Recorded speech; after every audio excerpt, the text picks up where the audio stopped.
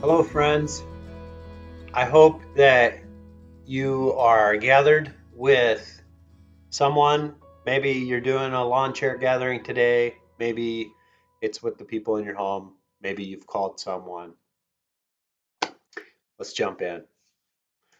How old were you when you figured out what lunch table you were supposed to sit at? Or what lunch table you were not supposed to sit at?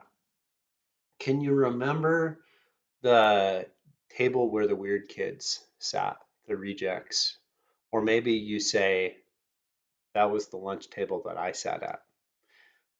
For me, I began figuring that out in the fifth grade, where I sat, what lunch table. And by the time I was in the seventh grade, I knew for sure what lunch tables simply weren't worth trying to sit at. I remember having my tray, sitting down at the lunch table, and hoping I could just be one of the guys, that I would be accepted, that I would fit in, not be noticed. But instead, I remember quickly being singled out and becoming the object of ridicule at the entire table, the lunch table. And I remember doing that day after day. I remember thinking to myself, I've got my lunch tray, I'm walking over to the table, and I remember thinking, well, maybe today it won't be like it was yesterday. Maybe today they'll be nice to me. They weren't. My shoes were from Walmart or from Payless. They weren't from Foot Locker. A lot of my clothes were hand-me-downs. And I was dubbed church boy because my dad was a pastor and I hadn't renounced Jesus. I was still figuring out what I was doing with Jesus. And I didn't feel confident in that setting. I felt timid and I felt uncertain of myself. There's a social scientist, philosophical anthropologist named Rene Girard, and he has a theory about human behavior. It's called the mimetic theory. And basically, what he says is that all of us are geared towards imitating others. So he says we imitate people who have a quality or a possession that we desire. And so within a group, Gerard says that everyone in the group is imitating someone else in the group in some way. So they might use facial expressions, they might use words or phrases that other people in the group are using. They might try to dress similarly or be interested in the same thing, same music, same sports teams, same cars. Uh, Somehow it's the same culture, but here's what happens. As everyone in the group is trying to be like someone else in the group, it creates tension. It creates rivalries.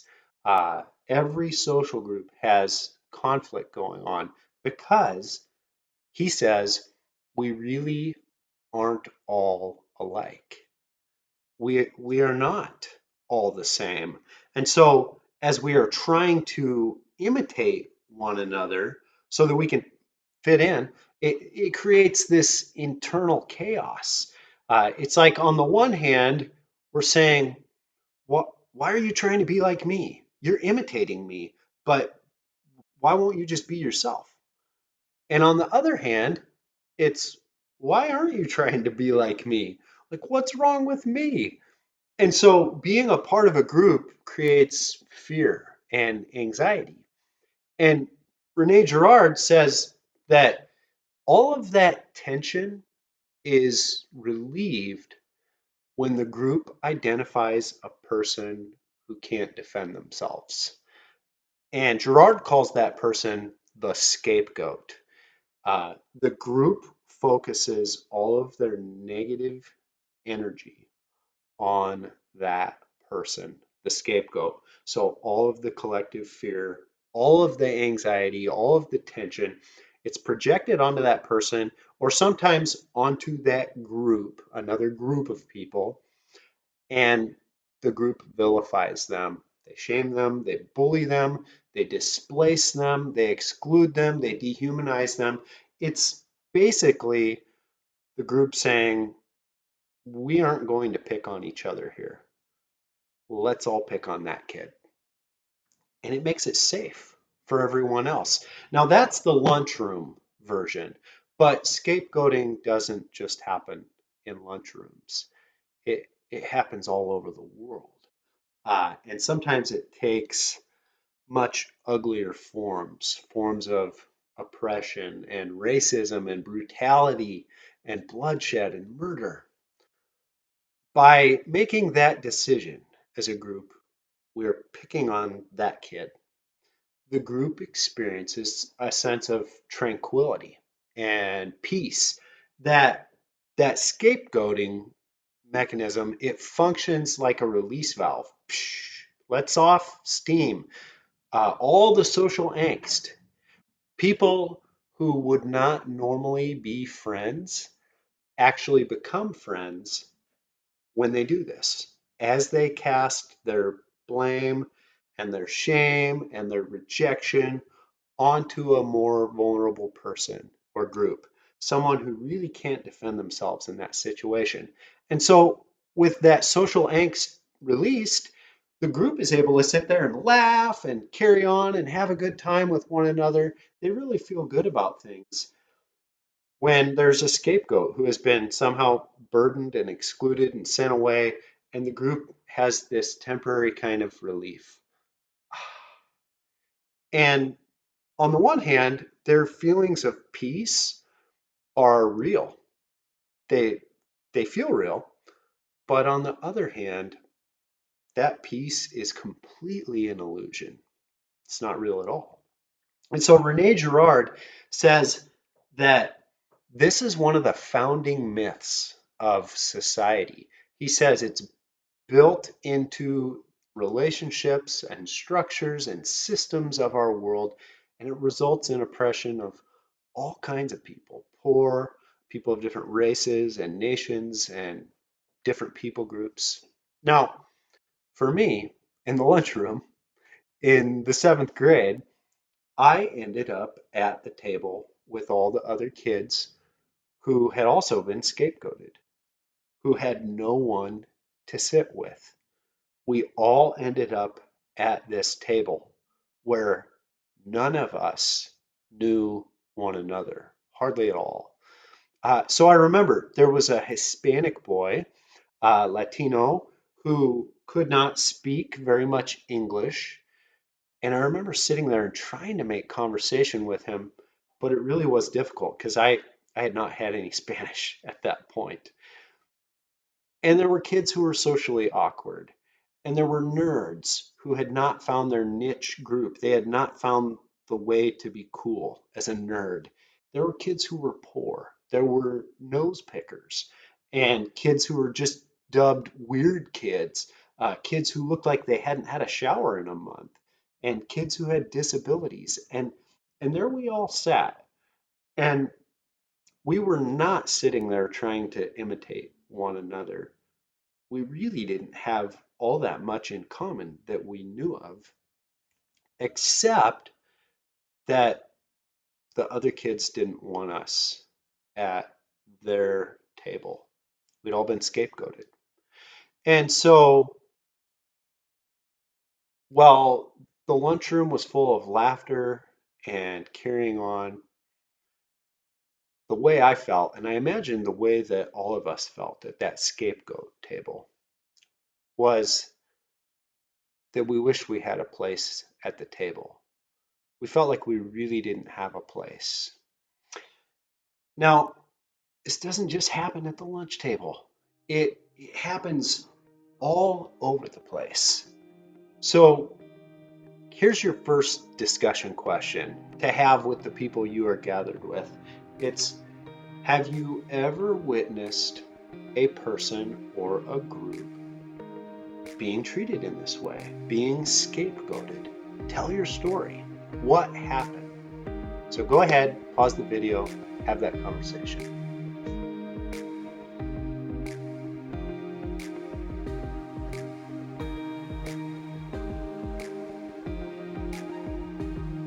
What does scapegoating have to do with the image of God? Well, in the ancient Near East, places like Egypt, ancient Mesopotamia, if you said image of God, everyone was kind of thinking the same thing. They were thinking about a sacred statue. They were thinking about an idol. It was a deity, a god that had been uh, shaped, sculpted, enshrined by a sculptor into some kind of a shape. So what happened? The the sculptor would consecrate themselves so that it was actually believed that, they go through all these rituals. It was believed that their hands actually became the hands of the deity as they went through whatever they were doing to shape that material, shaping that sacred statue. And then the sacred statue went through all kinds of ritual washings and time in gardens. It was a real big deal, the opening of the mouth of this statue, and they even fed it and cared for it and did all kinds of things. And finally, it was believed that the god actually breathed life into that sacred statue, that image. And that sacred statue became the image of God. And those images, the image of God, they were used as a symbol of authority by kings to tell other people what to do. They defined good and evil. And so these symbols, they held political and social meaning in their world. Uh, national prosperity, national identity, national security, trust in wealth, trust in military power. They had meaning, and not just in the ancient Near East, but even in the first century, Jesus' day, the same thing was still going on. Like the coin that Jesus was asked about with the image of Caesar on it, the image of the Son of God. That's who they were looking at. So it was in this ancient world that the writer of Genesis wrote. So God created mankind in his own image. In the image of God, he created them, male and female. He created them. The Lord God formed a man from the dust of the ground and breathed into his nostrils the breath of life, and the man became a living being. Now, it's funny that, or it's not funny, all the children's Bibles that I grew up with pictures, they always showed Adam and Eve looking, of course, just like me. They were white people in a garden. Adam and Eve looking like my group. Why? I like to imagine God in the garden reaching down into this fertile, rich, dark black soil that God was working with, creating with, and God taking that dark, rich soil and shaping it and breathing life into it. And there's Adam, this this beautiful dark-skinned person who looks very much like my black and brown-skinned brothers and sisters who are hurting so much right now. Now, whether or not I've got any of that correct on the color, the image of God is so much more than like skin deep. Well, how much melanin did they have in their skin? Is that the image of God? No, we're going much deeper. The, the Hebrew word Selem, or the Greek word that's used icon, tells us that we are somehow representative of the deity, image created in the image of God, image bearers of God. It's like we are an illumination somehow of God's inner core, God's essence. We reflect the divine image in our total being, everything that we are, both men and women, standing as image bearers of God, co rulers, co creators. We have this ability, men and women, to create more images of God, children, custodians, stewards, gardeners of God's creation, relational at our core, created for community. The Psalms tell us that we are the pinnacle of God's creation, the crown, the masterpiece, image bearers of God. Now, it's easy to grab onto that with the Adam and Eve story before anything unravels. But the Genesis story and the rest of Scripture make sure to repeatedly remind us that it wasn't just back there. It reminds us that all people at all times are created in the image of God, no matter what. So after Adam and Eve eat the fruit of the tree of the knowledge of good and evil, and after they're kicked out of the Garden of Eden, we are specifically reminded in Genesis that it's not just Adam and Eve who are created in the image of God, but it's their children. So their very next child, Seth, we're reminded, created in the image of God. And then the world gets flooded with violence, filled with violence, and God regrets that he ever made humans. And we have this flood, and Noah and his family are the only ones left. And God's starting over with Noah, and God reminds Noah, specifically related to violence, every human is created in the image of God. And the message continues into the New Testament. The brother of Jesus, half brother of Jesus, James, he writes in his letter about how destructive not just physical violence, but even our words can be, our tongue. And so when he's talking about cursing other people, he says anyone that you would curse is a human who is created in the image of God.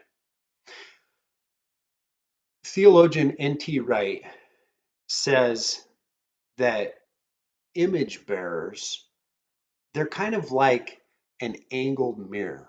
And so he tells this story. He says when he was a little boy and he was sick, he'd be laying down on the bed and his mom would put a mirror at an angle in the hallway so that he could look out his door at that mirror and he could see into the next room. And then his mom would go into the next room and she would go about her business and do whatever she was doing.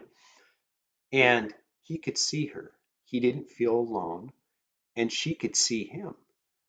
And so it worked both ways.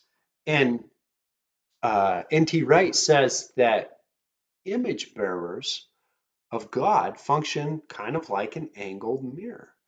We reflect God into the world, and we reflect the world back to God.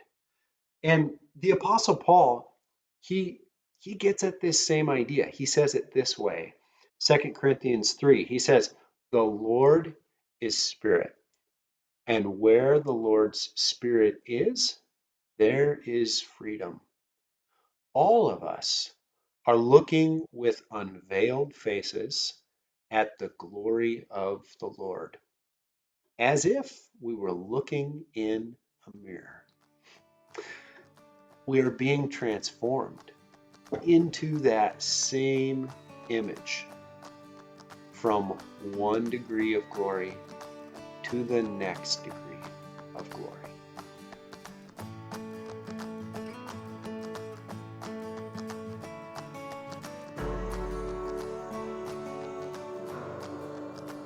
Let's get back to my 7th grade lunchroom and everyone trying to imitate everyone else. That's kind of a picture of the world, our world. We live in a world and in a culture, especially, where everyone wants to be different and everyone wants to be unique. Everyone wants to be a bit of a non-conformist as a matter of principle. So there are so many people who are consumed with their self-differentiation. I am different in this way, and with their individualism. And yet, everyone wants to fit in. But the way you fit in these days is by being different, as long as you aren't too different or the wrong kind of different, because then you're just weird and you might end up being scapegoated. So we're all trying to be like someone. We're all trying to be like something, yet we want to be unique. We want to be able to be ourselves. And even our non-conformity, I'm not going to be like everyone else. Even that is a kind of conformity. Theologian John C. Nugent says it this way. He says, every rebel, every non-conformist is a prisoner to whatever group of rebels he or she has chosen to follow. So it's just woven into the fabric of our being. Like, to be human is to imitate, to conform to some pattern. And so the question is, what is it that we are conforming to or trying to conform to, trying to imitate, trying to become? So here's your discussion question. Can you think of a time when you tried to fit in by conforming to others in some way? What happened? Tell your story. How did you try to conform to others to fit in? And how did you feel about that experience? So pause the video and tell your stories. Have that conversation.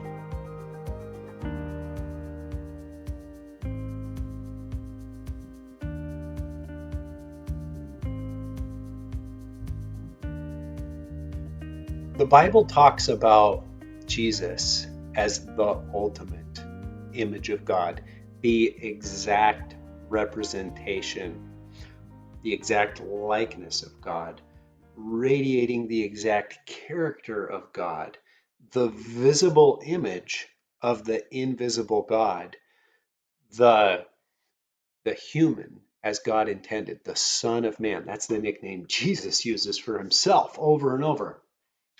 Now, we're also told we are created in the image of God, kind of like that angled mirror that N.T. Wright's mom put in the hallway. And as he lay there, he could see his mom in the next room and hear her voice distantly.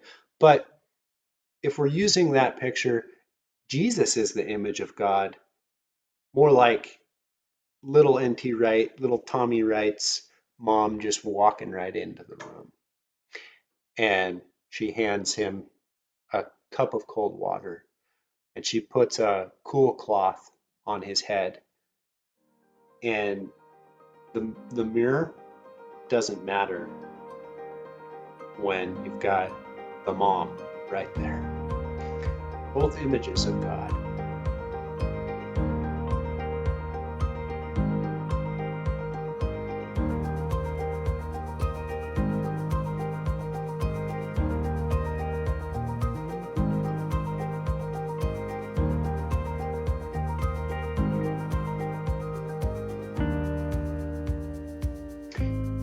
I like to imagine that if Jesus ever visited my seventh grade lunchroom, that he would have sat at my table, the scapegoat table, and he would sit at the other tables as well.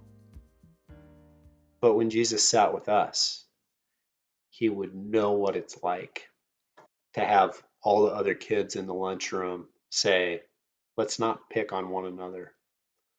Let's pick on that kid. Because Jesus experienced that not just with kids in a lunchroom, but with powerful leaders. Herod Antipas, the small time king of the little northern corner of the world where Jesus grew up and carried out a lot of his ministry, Galilee, Herod had always been an enemy of Pilate's. They had been enemies of one another. Pontius Pilate, the governor of Judea, his neighbor to the south, they weren't friends, they were enemies until the day that they decided to turn their energy against Jesus. And their soldiers mocked Jesus, ridiculed Jesus, beat Jesus, killed Jesus. And Luke 23 tells us that was the day that Herod and Pilate became friends. Before that, they had been enemies. It's also the day that Caiaphas, the Jewish high priest, the leader of the Jewish religious system, it's the day that he said to Pontius Pilate, we have no king but Caesar. Now, normally those words from a Jewish leader would be seen as treasonous by the Jewish community. But those words and those three leaders, they were actually uniting. It brought them together against a common enemy that they could spew their venom on, Jesus. These three men, these three leaders, all nonconformists, blatantly like dead set against one another until they crucified Jesus, the lamb slain from the foundation of the world, the one who stands in solidarity with every person, every people group who have ever been scapegoated, suffered injustice. So here we are today in a world that is burning up with conflict over nonconformity. I am different from you. We are different. And conformity. You have to be like us. And it's burning up with these questions. Who am I going to be? Who am I going to imitate? Which words and which catchphrases will I use to identify myself with? Which culture and which system and which structure am I going to be a part of? And who are my people? Who am I going to be friends with? And what version of me am I going to become? And to let off the steam in the whole thing, who am I going to scapegoat? The Apostle Paul writes, you have taken off your old self with its practices and have put on the new self, which is being renewed in knowledge in the image of its creator. Here there is no Gentile or Jew, circumcised or uncircumcised, barbarian, Scythian, slave or free, but Christ is all and is in all. The Apostle Paul was, in his own way, trying to name all the kids in the lunchroom. Now, we don't use the same categories circumcised, uncircumcised, barbarian, Scythian, slave, free. But in his own way, the Apostle Paul is trying to say the cool kids, the FFA kids, the goth, the cheerleaders, the hippies, the indie crew, the skaters, the scapegoats table. Christ is all those kids, and Christ is in all of those kids, all created in the image of God. Wow. What what if that idea really got inside of me? Really got inside of you? How would it change the way that I interact with the people that I rub shoulders with? And your reaction, my reaction to what's happening in the world and all of the stories that we're seeing on the news. And what if instead of putting all our energy into trying to figure out how am I going to be different from the world, uh, nonconformity, how am I going to show that I am this, I am not that, and name it, what if we put our energy into becoming like Jesus, created in the image of God, conformity to the image of God. Jesus, the human, the God who leads by serving and who washes feet and who loves enemies and who feeds people and who understands people and listens to them and crosses borders and heals and forgives and trusts the Father with every square inch of his being. What if we were conforming to that image, created in the image of God? So here's your discussion question, your final discussion question today. Name a specific way, just one, that you could lean into conformity this week. Instead of doing all the non-conformity, I'm not like this and not like that, and putting your energy and focus there, how can you turn your energy towards conformity, saying, I want to become more like Jesus this week? Just one way that you could lean into that and say, Jesus, help me become more like you. Help me to treat all humans like they are created in the image of God. So share that with the crew that you're gathered with today. Pause the video and then pray for one another. Pray for our world. Love you, friends.